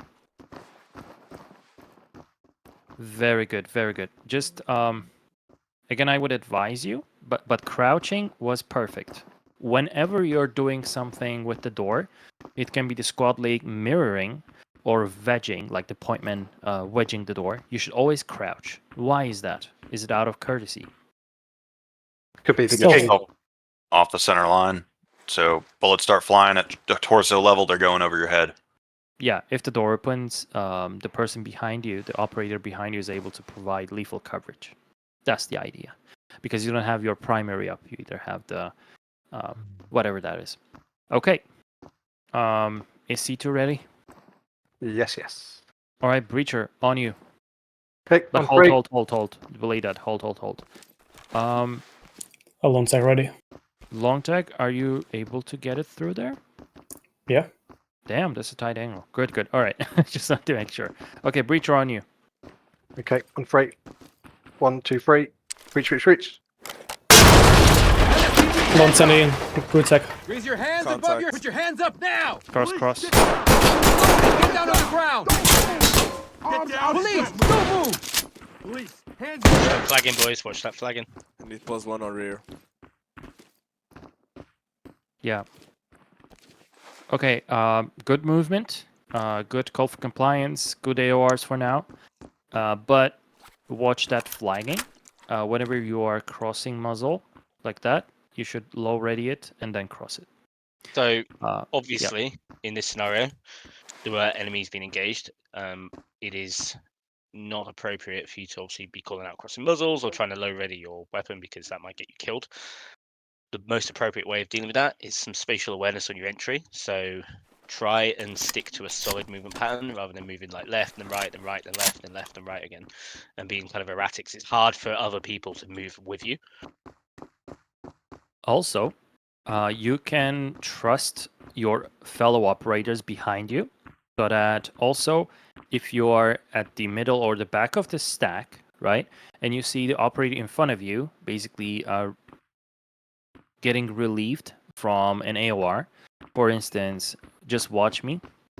I enter, right, and then I do like bang bang, and then this is a suspect obviously, and then I just change my AOR. What needs to happen is that the breacher behind me sees that I'm basically changing my AOR, and he just adapts and keeps my AOR, right? And if we need to move forward, and then the rear man takes it, or someone else, okay? So we need to be in kind of unity, non-verbally, basically. You cover something, obviously the point man has the most amount of flexibility and independence when it comes to choosing what needs to be covered. And he just chooses something, and then SQL adapts, and then the tactical adapts, and everyone adapts based on point. Is that all clear? Yeah. Well, so Good. what I would like you guys to do, Ego, is I would like you to take them back into the hallway, and I want you to continue heading north down the hallway till you get to the end of the hallway. But not yet. Come back. But I want you to treat the hallway itself as an unknown vector. So I want you to pie off open thresholds. I want you to practice hallway drills, good AOR coverage moving down. So for those of you that don't know, we consider hallways a fatal funnel, just like a door frame or a window or a threshold would be. Does anyone know why we would consider it like that? Because you can back off to the safe spot. Yeah. Any other reason? Basically, because people always limit your area of movement, so eventually people are going to have to get in front and behind each other. Limits your engagement capability and also increases the probability of a bullet going to the first guy and going into the second guy. Your movement is subdued, so you can't get out of the way as easily. It's just a shit show in general. Yeah. Precisely. So we as an element and a unit don't prefer to stay in such vulnerable places. We become fluid, but still for at least some seconds, everything needs to be covered, right? So what's going to happen in certain cases, especially in this case, we came from a place that we already cleared, right? But then once we all leave it, it becomes an unknown again, an uncleared space, and we need to treat it as such. So we're not gonna just go out disorderly, right? What's gonna happen is that we will follow either our regular stack order and make exit as such, or sometimes we will call dynamic flow, which means basically we go out, whoever first goes out, and then the second closest person follows, and so on and so forth. So in this case, let's practice a dynamic order, a dynamic flow, back out to the hallway. What I want you to do is hold short after exiting the room. Is that clear? Yeah. Right. Dynamic flow out the room, hold short at the hallway. Move.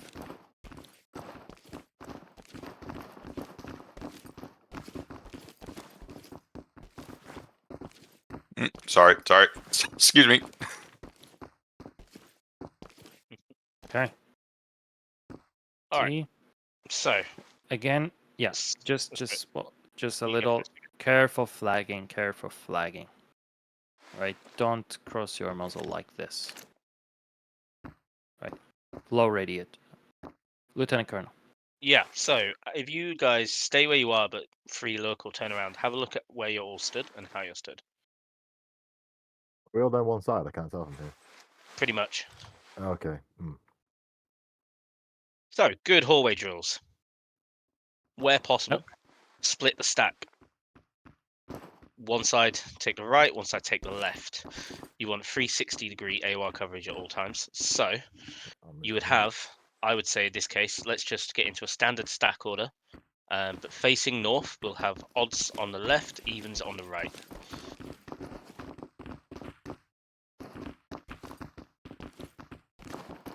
Behind me.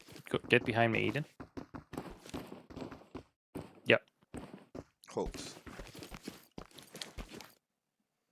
Awesome. So, now, we've got in a stack order, we want a good AOR coverage. So, this is where you're using your tac cams, and moving at a pace is going to be integral.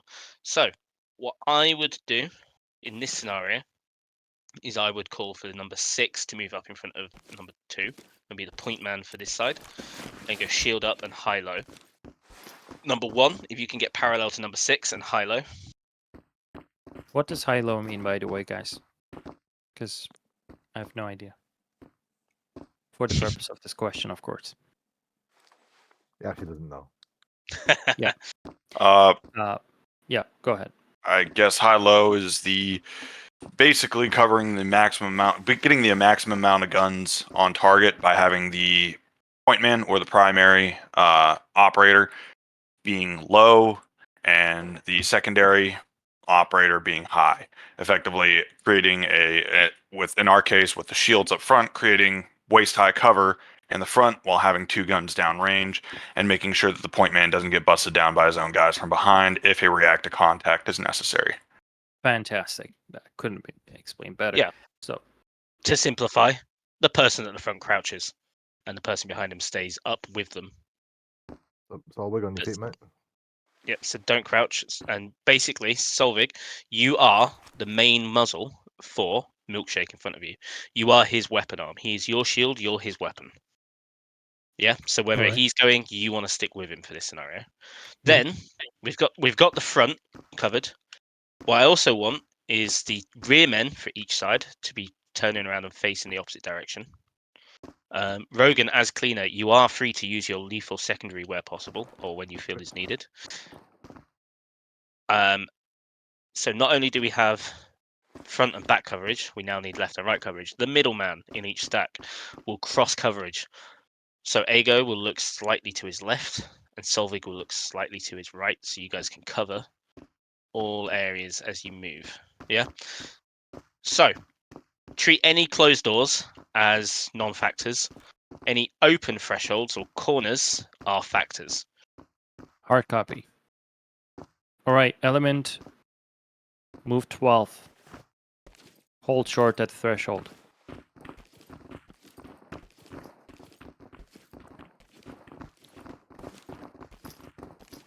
Open door right. Police! Hands in the LSPD! Hands up! Plugging door. Contact. Police! Hands in the air! Hands I up! have Do it three, now! 3 armed contacts.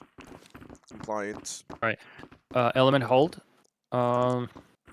Viking, were those doors opened on purpose, or were we supposed to like go to the threshold at the end of the hallway? So go to the end of the hallway, but I want you to Yeah, pie so- off. So this next corner, past the door on the right, is where you need to be going. So pie off and sort of short clear the rooms. All right. Those doors were just automatically open.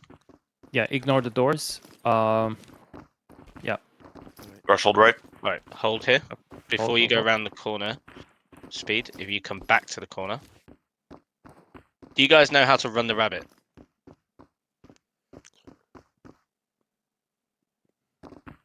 Anyone? I'm unfamiliar with the term. Okay, so running the rabbit. Basically, what we have right now is we have a corridor going to your right.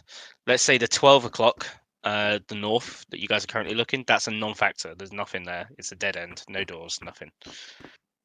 We want to turn this corner. To do that effectively, we want to do a thing that's called running a rabbit. That is where the far side, so that is Milkshake, Solvig, and Rogan, you guys are going to end up crossing over to the left side of this corridor as you go, and the near side, so that's that's Speed, Ago, and Aidenus, are going to be hooking around that corner.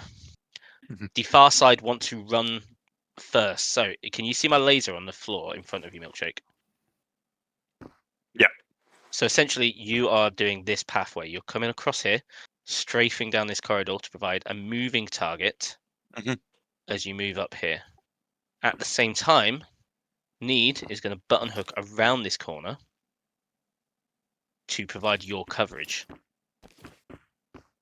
Once you do that, you're then, as a stack, you're going to follow your point men's directions and take the next hallway as you move. Okay. So, everyone take 5 or 6 back steps.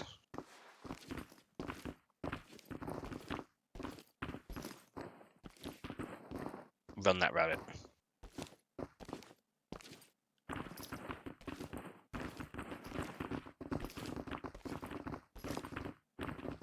All right.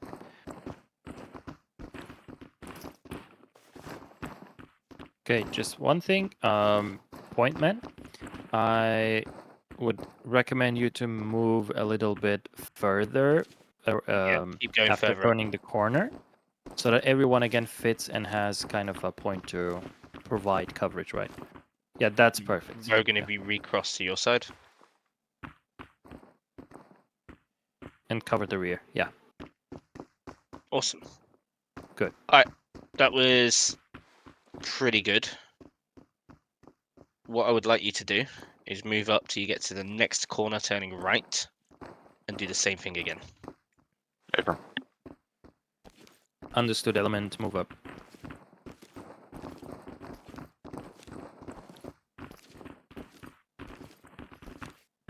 Threshold, 3 o'clock, run the rabbit.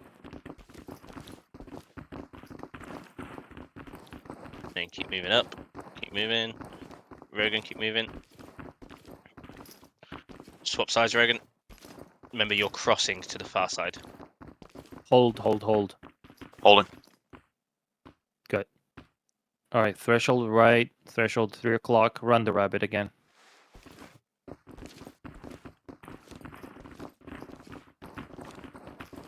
Good, good, good. Great movement, Milkshake. All right, hold there. All right. Has anyone got any questions or anything they want to rerun through for now? I'm green to green. If we Obviously, you're get gonna the doors master- in the corridor, do we have to secure them? Yeah. Say again, sorry, mate. Like, what people secure the doors in the corridor if you spot one? Yeah, so your priorities of work. So obviously any open threshold, doors, windows, or anything like that, will always take priority. So that needs coverage first. then you'll work your way down the list. So it'll go armed suspects, civilians, open doors from thresholds, dead space, closed doors. Yeah? Does everyone know what dead space means? The place where you cannot see the effector. Yeah, yeah. So if there's like say you go into a bathroom and there's one of those partition walls, or something like that, or there's a bed with a bedroom with like a cupboard or a dresser that has that's like sticking out from the room. Anything behind that's dead space because you don't know what it is. So treat it as unknown. But yeah, closed doors also need to be secured and held as AORs. Even if you are just bypassing them, you still need to have coverage on them until they're no longer a factor. Yeah, remember the pile of whatever the sandbags in room A2, right 12 POE. That was dead space, for instance. There was something behind, but we don't know what it was. So Okay, one last thing I want to do is everyone come back down the corridors all the way to that initial hallway that you were in, the first one. So go out, take a left.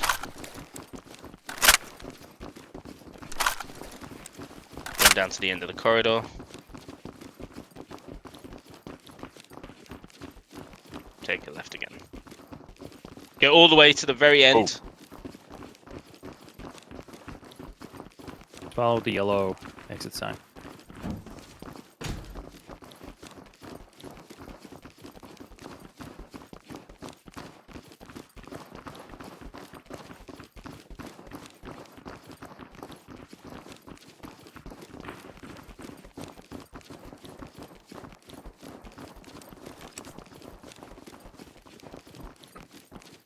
So I'm going to come down and help demo some stuff real quick, bear with.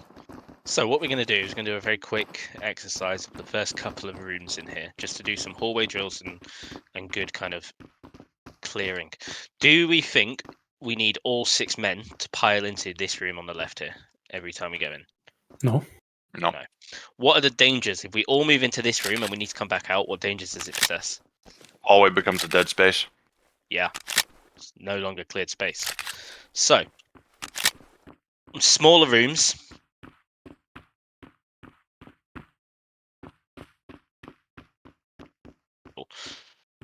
This first room on the left, as we go, you're going to do your standard hallway procedures, moving down. Whoever's on this side, point man's going to stop here on this door. They're going to then move. They're going to pie it off if it's open. If it's not open, they're going to maintain their position. Second man is going to move around them and get in position on this side of the room. And then the 2 of you are going to enter it. The third person on this side will be holding rear security. The guys on this side, sorry, Karen. No, sorry, I was agreeing. Oh, okay. That's all. Oh, sorry, I thought you were midway through a question. The guys on this side, however, are going to do a similar thing, except they are not going to enter a room unless dictated at the same time. So they're going to move up to the next threshold once this one's started being cleared, and they're going to pull security in the hallway. Lieutenant Colonel recommending opening the door so that the point man shows a pie off movement. Yeah. Does everyone know how to pie off a door? Yeah. Yes, sir. Excellent. Milkshake, do you want to demonstrate a pie on this door on the left one? Absolutely. Do it with your primary rather than a shield so we can see AOR. So, do you want me to explain it as I go, or do you just want me to do it? Just do it first.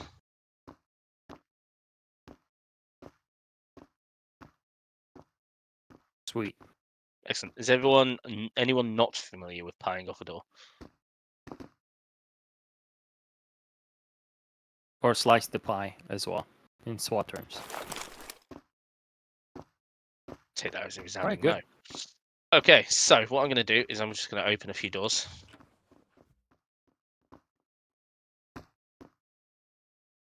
Okay, so up until me here, I want you guys to observe and clear each room on your left and right systematically.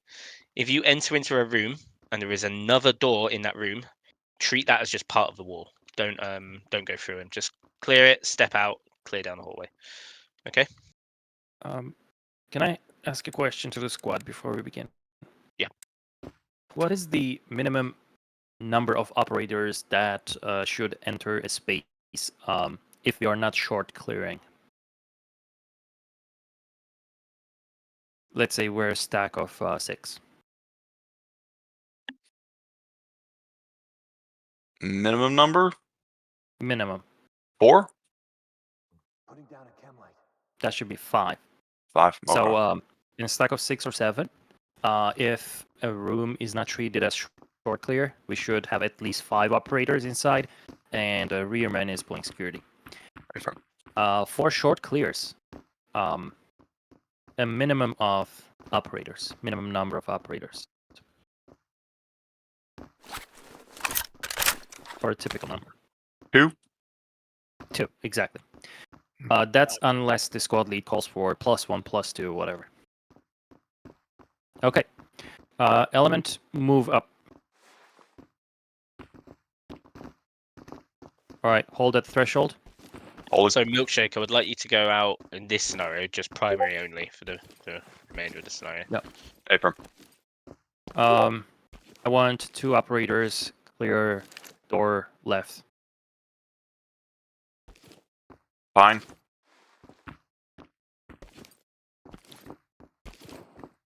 All right, short, clear it. Making entry. Room clear.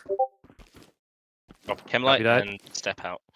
Drop a chem light kind of in view of the door, so you can kind of glance it. Oh, okay. Speaking of which, do you all see my chem light at the end there? Yep. Yep, that is the... So don't go past that point. Copy. Hard copy. Element, keep Exfiltrating. moving. Great. Keep moving. Open door right, open door right. Full security. So this slicing time, right. I was going to say, hold. Oh, sorry. This time I would like you guys to simul breach this. So one team take left, one team take right at the same time. But Copy obviously you have one open door right, so you'd have to treat that and work for it. Yep. Police, get your hands up!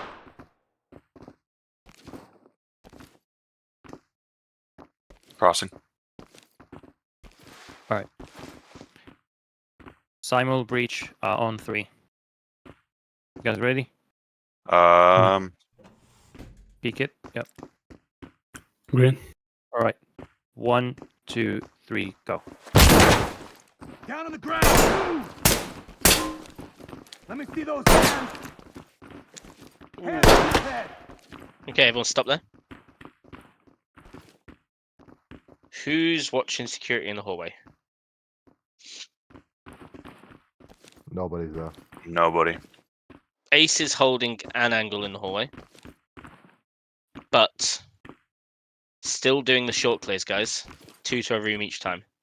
For now. Just so you can get used to kind of short clearing as a smaller team.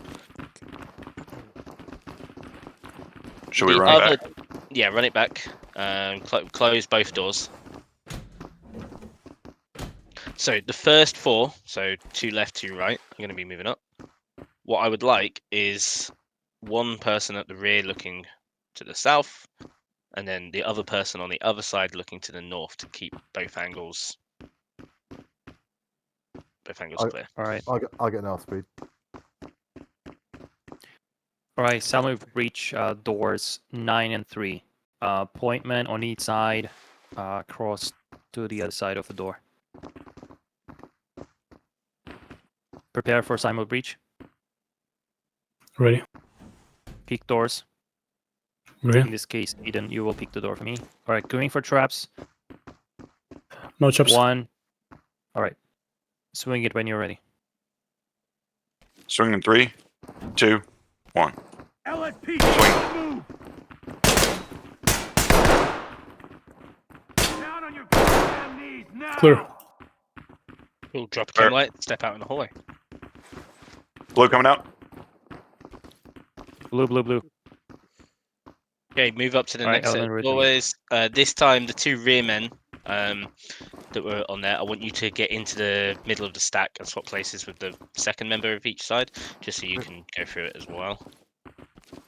Yep. Cool. All right. Yeah, 1 and 3 short clear A4. Rest of the stack hold security. Pull security. Whatever. Peeking. Green. Hold there for one. Hold there. What I would say is have a look at your weapon coverage. Solvig, is there a reason why you're running with your secondary and not your primary? No reason. Copy. Think about the weapon usage in what scenario. In this scenario, your primary is going to be way more useful and effective. Yeah. Than a secondary. Hence the name it being primary. Yeah. Alright. I mean, just have a sniper rifle, so it's not really useful here. No, that's fine. But it's still worth just for demonstration purposes. Right, carry on. Copy. Doors peaked. Green. Swing in 3, 2, 1. Swing.